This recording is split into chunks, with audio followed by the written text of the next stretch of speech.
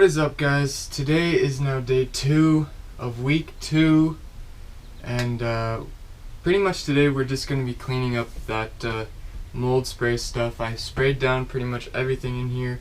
There's a preventative spray, as I mentioned, and just under the sink I'm just going to wipe it with a moistened cloth with that stuff and finish that off. Other than that, today I'm going to be trying to get off the trim in the tub because I'm removing the bathtub. I'm going to try and figure out something that'll work to put in a shower pan. The thing is, there's vent plumbing at the front of the tub, then there's the P-trap that goes down that's not beneath the flooring, it's above. So I'll show you guys what I'm talking about, but all the plumbing is raised under there. So they have the tub raised up about 5 inches. It's on styrofoam, and then there's plumbing and electrical that runs along the back wall. So it can't be super flush with the ground unless I build out a new frame, like a little bit of a raised frame, something that I would step into maybe 2 inches or so, and mount the pan into that. So we're gonna try and get that out of the way. The screws are all completely painted over and everything, so hopefully I don't have any issues getting those out. And other than that, I think I'm gonna get a bit of sanding on the pallets. I actually had to take 2 days off of building because I had work, but also as I was dismantling the pallets and I was taking the screws out of the nails out of everything, there was one panel that still had a nail in it and I didn't realize, and I had backed up onto it, and the nail went through my shoe, through my sock, into my foot, just in the ball of my foot below my toes. So I got a nail in the foot. It's all healing really well. It's not as sore anymore, but it was a bit of a pain to walk for a little bit, and I didn't want to put too much stress on it, so there's that. But we're back, and we're better than ever, and we're ready to go. So without further ado, let's get into it. Okay, so as I had mentioned, here's underneath the tub. This is the styrofoam that it sits on. It's cut out in kind of a block with a little U-L cut out there for the plumbing. This is the vent for I think the toilet or the shower, one of the two. It basically goes up through the roof. That's what one of those caps is for. I had figured that out. So it runs along the side of the wall here, all the way to the back. And then we have the P-trap here for the tub, which goes over and then down into the gray tank, directly into the gray tank.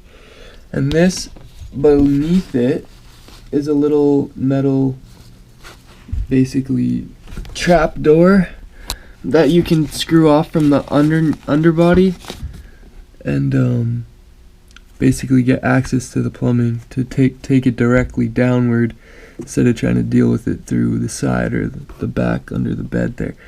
So when I remove the tub, I'll probably take that off and remove it that way, and then I'll probably end up replacing it because it has rusted a bit.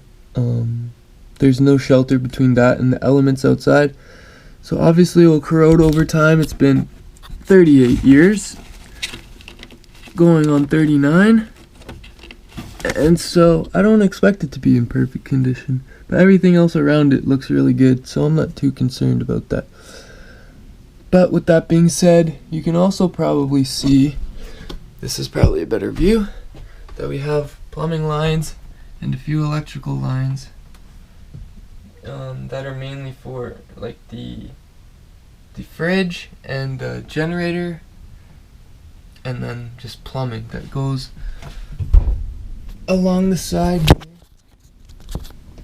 all the way back and around the back here, which is why I'm assuming there's a lift like seat thing so that there's room there, and then underneath the toilet, and then behind the sink as you can see, it all here goes up to the sink and then continues to the fresh water tank and to all the electrical going to the breaker panel, which is right there. So seems like kind of a bad design in my opinion to have all of your electrical right beside the sink. Like it's all right there. So I find that a bit odd. But what can you do, really? When you have a U-shaped place without going through underneath the flooring, so. I mean, you can always raise it up along the wall so that it's not directly on the floor. But, yeah. And then there's these little guys, which go, that one's raised up, which basically are just tubes that run down into the, beneath the, oh, you probably can't see that, now you can, beneath the RV, and I am assuming they're like little drain lines. Not 100% sure, but that's my best guess. So, with that being said, let us get to work. Okay, so I got the trim out. I had a little bit of difficulty with this one and this one, but then as I looked closer, once I was able to get it out, the screw had been rusted a bit. So clearly there was moisture getting there somehow. It was only those two, and then the screws here on the tub are fine. But it seems that there's some farther digging to do back there. This is really flimsy, so that's my progress so far. Just gonna clean all this up and move forward. Okay, so here's the progress. I got all the caulking off, I got the screws out, I got this back lip off, which is basically just a little board to cover the frame. And I'm in the process of taking this last trim off, but these two screws aren't able to be taken out when the toilet's here with a drill. I'm either gonna need to use a side wrench, like from a socket set, and do it that way, and hopefully I can fit it, or the toilet has to come out. Otherwise, with the exception of the plumber, it is disconnected, so it didn't take much. But I'm gonna leave it there for now. I have to go take care of something, and then I'll be back later on today. Hopefully I can get that out. Alright everybody, so I finally got the last trim off. Let me get some light here. That was on the edge along the whole front here. So I just used the socket and the square head to get those last two screws off, and now the tub is freed, with the exception of the plumbing. So I'm gonna go underneath and I'm gonna take this plate off and I'm gonna do it from the bottom. And this is what I was talking about the plumbing that runs along his side and backwards, and this mounts directly into the tank. There's no like gap down underneath where I could relocate that, so I'm going to have to use that most likely moving forward, regardless of whether I drop the pan or not. I'm just gonna have to figure that out somehow to get the drain to go this way. So whether I have to have the plumbing lower outside a slight bit, and I drop the pan when I put a new one in, or we figure out a way to maneuver that somehow. So I'm not 100% sure, but we'll cross that bridge when we get there. Anyways, I'm gonna go underneath, take that off, and get the tub out. So see you then. Well, the tub is out, kind of. There's still water in here. I'm trying. Okay, so the tub is out. Managed to get it out of the RV without spilling any water, but with that being said, there is a rip in the plastic underneath in 2 little spots, and it's completely saturated. Let's see if I can, like, soaked in these 2 dark spots. So clearly water had been getting there beforehand, and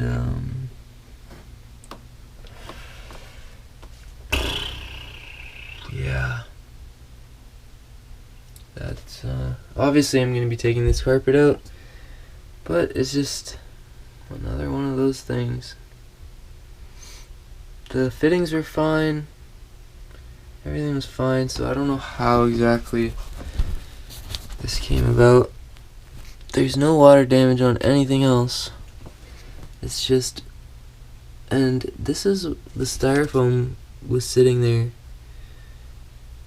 and it had like this little round piece of carpet under it, and that's why there's like the circle indentation.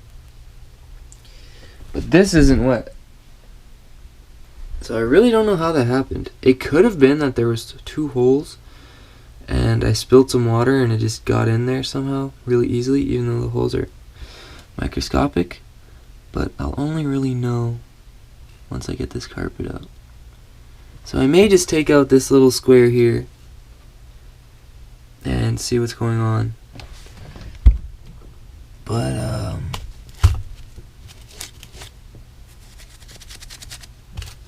yeah, I'm not 100% sure. I may end up taking this piece out tonight and just seeing what's underneath and then calling it a day. So yeah, we'll see. But this is how I'm going to be running my wire to the breaker, which is just right there. For the solar, it's going to be coming under the sink, behind the toilet, and around the tub. So whenever I put in the shower pan, I'm going to build out the wall from this down. Like, I'll probably have to bring it out a bit, to be honest. Bring it straight down to right here, all the way back. I'm going to have to get these to move into the corner so that I can lay my pan flat on the ground. And then this pipe here, I'm going to have to build out like that across. So I'm going to lose like 3,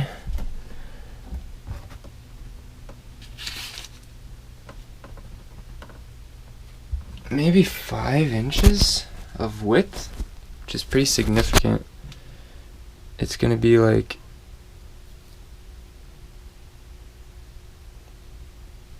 that much smaller.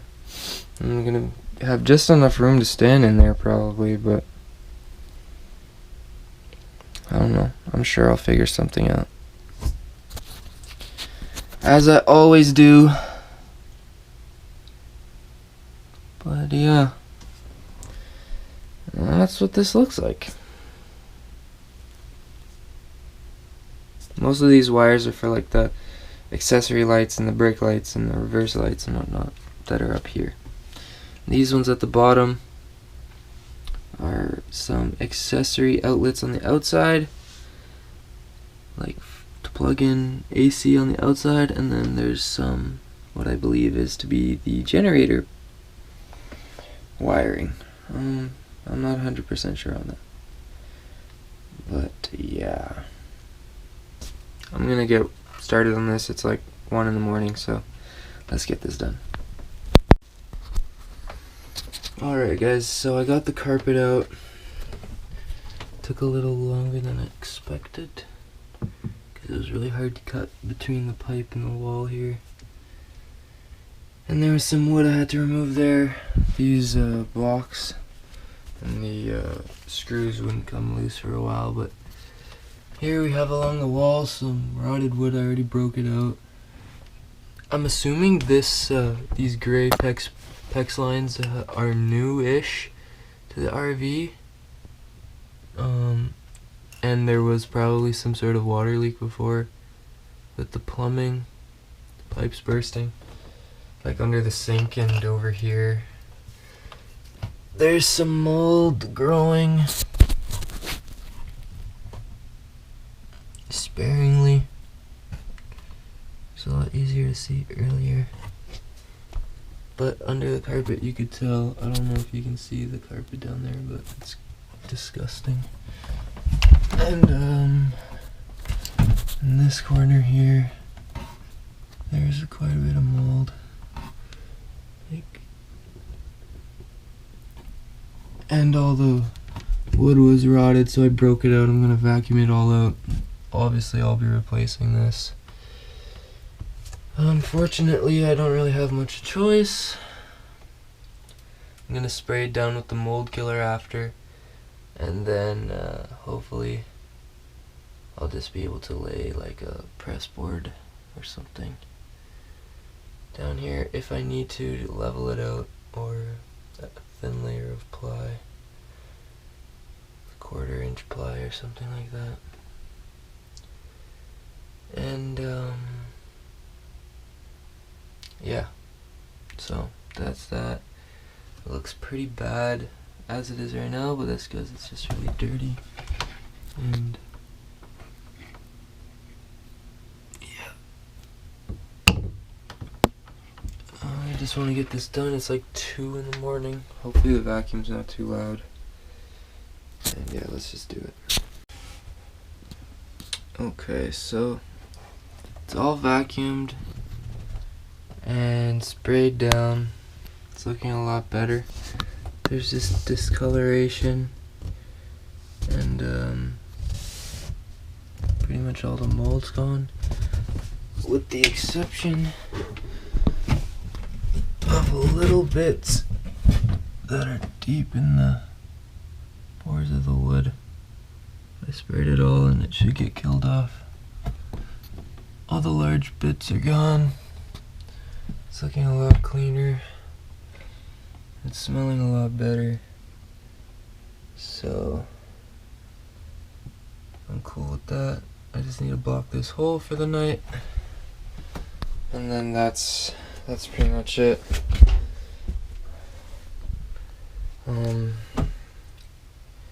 Yeah. It's been a long day, but we're getting there.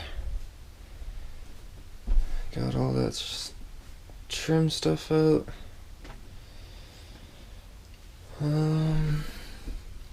Sprayed a bit more back there. And yeah. I'm looking forward to getting this area all done up nicely. It'll surely be a while, but it'll be worth it. Anyways, that's all for tonight. I hope you enjoyed this video. I may or may not add it to tomorrow's video as well and combine them, but I think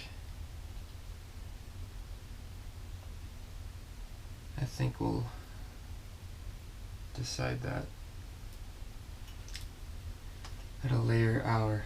It is 2:26 a.m. and I have work in the morning. So, without further ado, thank you for tuning in. I really appreciate it. I hope you found this video entertaining or educational on how to remove an RV bathtub, or any other little things that I may have done along the way. Thank you for following me along my journey. It means a lot to me.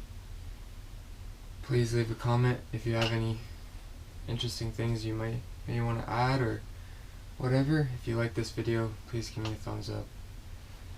And remember to keep loving your heart. My goodness. It's time for bed. Peace and love, everybody.